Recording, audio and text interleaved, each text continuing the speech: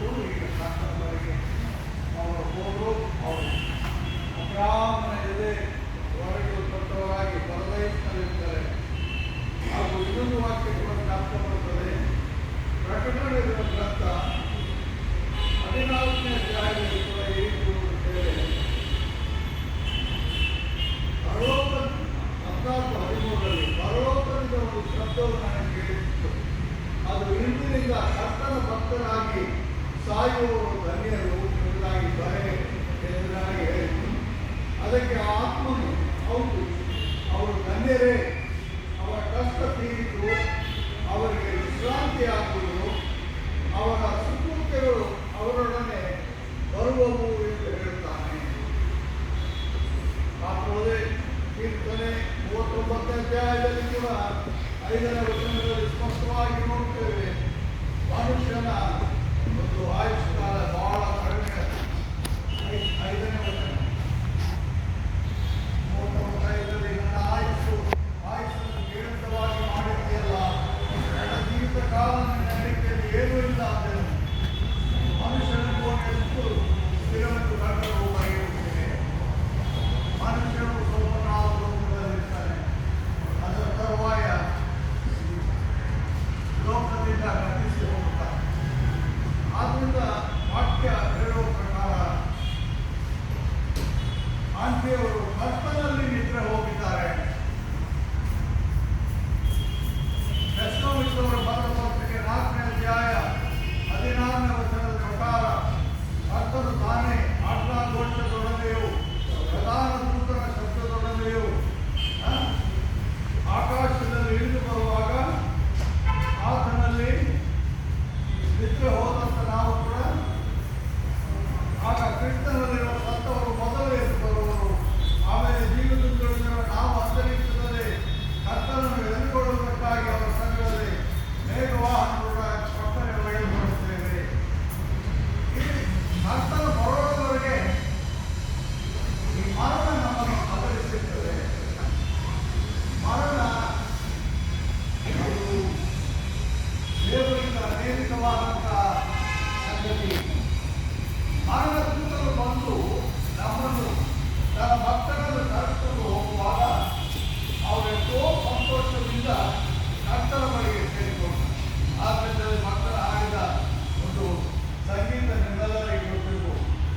Heavenly sunshine, heavenly sunshine, flooding my soul with glory divine. ಅಂತ ಭಕ್ತರು ಸಾಯುವಾಗ ಕರ್ತನ ಆ ಒಂದು ಪ್ರಭೆಯನ್ನು ಕಾಣುತ್ತಾರೆ. ಆದ್ದರಿಂದ ಅದನ್ನು ಹೇಳ್ತಾನಂದ್ರೆ ನನ್ನ ಅದನ್ನು ಸಾಯಬೇಕು ಅದನ್ನು ಆಡಿ ನಂತರ ಸತ್ತನ ಭಕ್ತರು. Heavenly sunshine, heavenly sunshine, flooding my soul with glory divine. Heavenly sunshine, heavenly sunshine, hallelujah, Jesus is mine. ಎಂಬುದಾಗಿ ಆಡಿ ಆತನ ಪ್ರಾಣವನ್ನು ಇದೊಂದು ಭಕ್ತರಿಗೆ ಉಂಟಾದ ಮರಣ ಕೂಡ ನಮ್ಮ ಆತ್ಮಿಗೆ ಉಂಟಾಯಿತು. ಆದರೆ ಸ್ವಲ್ಪ ಕಾಲ ಅವರಿಗೆ ಡಿಮೆನ್ಷಿಯಾಗಿದ್ದ ಹಾಗೂ ಆರೋಗ್ಯವಾಗಿ ಕರ್ತನವನ್ನು ನೋಡಿಕೊಂಡು ನಾವು ನಮ್ಮ ಪಾಸ್ ಪ್ರಸಾದವನ್ನು ಕುಟುಂಬದಲ್ಲಿ ತಿಂಡಿ ಅಂತ ಕರೀತೀವಿ. ಬಹಳ ಒಂದು ಬಹಳ ಎಲ್ಲರಿಗೂ ಬೇಕಾಗುತ್ತದೆ. ಈಗ ನಡೆಸುವಾಗ ನಾನು ಕೂಡ ಬೆಂಗಳೂರು ಒಳ್ಳೆ ಏನಾದಂಥ ದೇವಸ್ಥೆ ಆ ದಿನಗಳಲ್ಲಿ ಎಲ್ಲರಿಗೂ ಬೇಕಾಗುತ್ತೆ. ಕರ್ತನ ಆತನ ನಾಲ್ಕು ಒಂದು ನಮ್ಮ ಆಂಟಿಯವರ ಗ್ರಂಥದಲ್ಲಿ ತಂದು ಆ ಸಭೆಯ ಭಕ್ತರಾದಂಥ ನೀವು ಎಷ್ಟೋ ಧನ್ಯ. ಅದರಿಂದ ಭಕ್ತರ ಮರಣವನ್ನು ದೇವರು ಗೌರವದಿಂದ ಕಾಣುವಾಗ ನಾವು ಕೂಡ ಕರ್ತನಿಗೆ ಅವರ ಜೀವಿತಕ್ಕೋಸ್ಕರ ಏನಿಲ್ಲ ಒಂದು ದಿನ ನಾವಲ್ಲಿ ಕಾಣುತ್ತೆ. ನಮಗೊಂದು ನಿರೀಕ್ಷೆ ಅಲ್ಲಿ ಸೇರುವವರೆಗೆ ಮರಣವನ್ನು ನಮ್ಮನ್ನು ಅನುಭವಿಸುತ್ತೆ. ಆದರೂ ಕೂಡ ಅನೇಕ ಸ್ಮರಣೀಯ ಅಂದರೆ ಫಾಲ್ಟ್ ರಿಮೆಂಬರೆನ್ಸ್ ಅಂದರೆ ಅದು ಯಾವಾಗ ಜ್ಞಾಪಕದಲ್ಲಿ ಅದು ಜ್ಞಾಪಕ ಬರುವಾಗ ಐನವರೀಗ ವಾಕ್ಯ ಪ್ರಾರ್ಥನೆ ಮಾಡುವಾಗ ನನಗೆ ಅದು ಜ್ಞಾಪಕ ಬರುತ್ತೆ.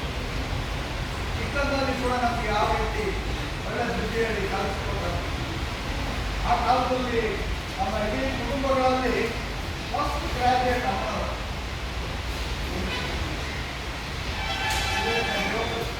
ಕಾಲೇಜಿನಲ್ಲಿ ಓದುವ ಫಸ್ಟ್ ಗ್ರಾಜುಯೇಟ್ ನಮಗೆಷ್ಟು ಸಂತೋಷ. ಎಲ್ಲರಿಗೂ ಮಾರ್ಗದರ್ಶಕರಾಗಿ ಉಪಕಾರಿಗಳಾಗಿ ಮಾಡಿದ್ದು ದೇವರಿಗೆ ಕೂಡ ಒಂದು ಚಿಕ್ಕ ಪ್ರಾರ್ಥನೆ. ಪ್ರೀತಿಯುಳ್ಳ ತಂದೆಯಾದ ದೇವರೇ, ಈ ಸಾಯಂಕಾಲ ಸಂದರ್ಭದಲ್ಲಿ ನೀವು ಕೂಡ ನೋಡುವವರಾಗಿರುತ್ತಾರೆ. ಕರ್ತನೇ, ಇವರ ಕಷ್ಟಗಳೆಲ್ಲ ಕೇಳಿತು, ಇವರನ್ನು ನಿನ್ನವರೆಗೆ ಸೇರಿಸಿಕೊಂಡು ಇದನ್ನು ಕೂಡ ಸ್ಮರಿಸುತ್ತೇವೆ ಸ್ವಾಮಿ. ಆಕೆಯವರು ಇಲ್ಲಿ ಆಕೆಯವರು ಈ ಲೋಕದಲ್ಲಿದ್ದ ಕಾಲ, ಅವರು ನಿನಗೋಸ್ಕರ ಜೀವಿಸಿದ ಕಾಲಗಳನ್ನು ಜ್ಞಾಪಿಸಿಕೊಂಡು ನಿಮಗೆ ಸ್ತೋತ್ರ ಸಲ್ಲಿಸುತ್ತೇವೆ. ಕರ್ತನೇ, ಅವರ ಮಾರ್ಗದರ್ಶನ, ಅವರು ತೋರಿಸಿದ ಪ್ರೀತಿ, ಅವರು ಅನೇಕರಿಗೆ ಮಾಡಿದಂಥ ಉಪಕಾರ, ಅನೇಕರಿಗೆ ಅವರು ಕೊಟ್ಟಂಥ ಒಳ್ಳೆಯ ಆಲೋಚನೆಗಳು, ಇವೆಲ್ಲವರಿಗೋಸ್ಕರ ನಿಮಗೆ ಸ್ತೋತ್ರ ಸ್ವಾಮಿ. ಕರ್ತನೇ, ಇವರನ್ನು ಈ ಲೋಕದಲ್ಲಿದ್ದು ಈ ಬೆಂಗಳೂರು ಪಟ್ಟಣದಲ್ಲೂ ಉಪಯೋಗಿಸಿಕೊಂಡದಕ್ಕೋಸ್ಕರ ಸ್ತೋತ್ರ. ಈ ಮುಂದಿನ ದಿನಗಳಲ್ಲಿ ಅಪ್ಪ ಎಲ್ಲ ನಮ್ಮ ಸೇವಕರ ಕುಟುಂಬವನ್ನು, ನಾವು ದೊಡ್ಡ ಮಗಳು ಆಶಾ ಮತ್ತು ಆಕೆಯ ಕುಟುಂಬ, ಪ್ರಯಾಣದಲ್ಲಿರುವ ನಂದಿನಿ ಹಾಗೂ ಆಕೆಯ ಕುಟುಂಬ ಕೂಡ ಪ್ರತಿಯೊಬ್ಬರು ಇಲ್ಲಿ ಸೇರಿ ಬಂದಿರುವಂಥ ಕ್ರಿಸ್ತನ ರಕ್ತದ ಮುಖಾಂತರ ಅಣ್ಣತಮ್ಮಂದರಾಗಿರುವ ನಮ್ಮೆಲ್ಲರನ್ನು ಕೂಡ ಬರ್ತದೆ ನಿನ್ನ ಪ್ರೀತಿಯಿಂದ ನಡೆಸಿಕೊಡು ಸ್ವಾಮಿ. ಅಪ್ಪ, ನಮಗೋಸ್ಕರ ನೀವು ಶಿಲುಬೆಯಲ್ಲಿ ರಕ್ತ ಸುರಿಸಿ ಅಪ್ಪ ಪ್ರಾಣ ಕೊಟ್ಟಾಗ ಆ ಆದರಣೆಯ ಮಾತುಗಳನ್ನು ಹೇಳಿದಂತೆ ಬರ್ತದೆ. ಈಗಲೂ ಕಳವಳಗೊಳ್ಳದಂತೆ ನಮ್ಮ ಹೃದಯಗಳನ್ನು ಬಿಟ್ಟುಕೊಡಬೇಕೆಂಬುದಾಗಿ ಹೇಳುವಾಗಲೇ, ನಮ್ಮ ಸಂಗ್ರಹಿತ ನಡೆಸುವಾಗಲೇ ನಿನಗೆ ಸ್ತೋತ್ರ ಸಲ್ಲಿಸುತ್ತೇವೆ. ಆ ಆನಂದ ತೈಲವನ್ನು ನುರಿದ ಮನಸ್ಸುಗಳಿಗೆ ಹಚ್ಚಿ ವಾಸಿ ಮಾಡುವಾಗ ನೀನಾಗಿದ್ದಿ. ಕೃಪೆ ಕರುಣಿಸು, ಕರುಣಿಸು. ಈ ದಿನ, ಈ ರಾತ್ರಿ, ನಾಳೆ ಕೂಡ ಎಲ್ಲ ಕಾರ್ಯಗಳಲ್ಲಿ ನೀನು ನಮಗೆ ಸಹಾಯಕನಾಗಿದ್ದು ಎಲ್ಲವನ್ನು ಅಪ್ಪ ಸಂಪೂರ್ಣ ಕಾರ್ಯವನ್ನು ಕೂಡ ಎಲ್ಲವನ್ನು ನಡೆಸಿಕೊಡಬೇಕಾಗಿ ಪ್ರಾರ್ಥಿಸುತ್ತೇವೆ. ವಿಶೇಷವಾಗಿ ನಮಗೆ ಪ್ರಯಾಣ ಸುಖಕರವಾಗಿರಲಿ ಎಂಬುದಾಗಿ ಕೂಡ ಬೇಡುತ್ತೇವೆ. ಇಲ್ಲಿ ನಮ್ಮನ್ನು ಬಲಪಡಿಸು ಸ್ವಾಮಿ. ಅಪ್ಪ, ಈ ಭಕ್ತ ವೃಂದಕ್ಕೋಸ್ಕರ ಸ್ತೋತ್ರ ಸಲ್ಲಿಸ್ತೇನಪ್ಪ.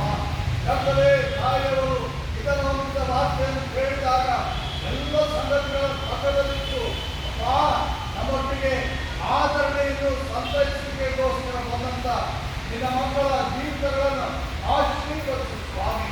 ಅಪ್ಪ, ಐನವರನ್ನು ಆ ಕುಟುಂಬವನ್ನು ನೀನ ಮತ್ತು ದೇಶವನ್ನು ಕೂಡ ಬಲಪಡಿಸಬೇಕಾಗಿ ಪ್ರಾರ್ಥಿಸುತ್ತೇವೆ. ಕೃಪೆಗಳು ನಮ್ಮ ಮುಂದೆ ನಡೆಸು. ಯೇಸು ಸ್ವಾಮಿಯ ನಾಮದಲ್ಲಿ ನಮ್ಮ ಪ್ರಾರ್ಥನೆಯನ್ನು ಲಾಲಿಸು ನಮ್ಮ ತಂದೆಯೇ. ಆಮೆನ್.